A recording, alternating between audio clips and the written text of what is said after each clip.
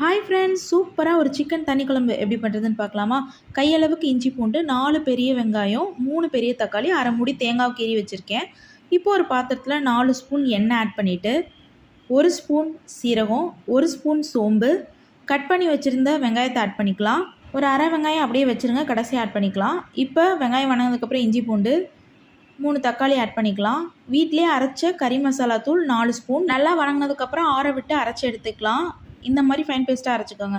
இப்போ அதே பாத்திரத்தில் 1 ஸ்பூன் எண்ணெய், 2 பட்டை, 2 கிராம்பு, பாதி வெங்காயம் மிச்சம் வச்சுருந்தோம்ல அது, 2 பச்சை மிளகாய் சென்டராக கட் பண்ணது, 15 கருவேப்பிலை.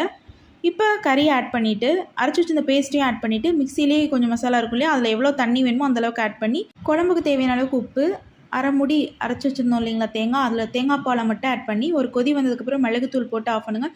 சூப்பரான தண்ணி குழம்பு ரெடி. கண்டிப்பாக நீங்களும் ட்ரை பண்ணுங்கள். மறக்காமல் நம்ம சேனலை சப்ஸ்கிரைப் பண்ணிக்கோங்க, ஷேர் பண்ணுங்கள். தேங்க்யூ.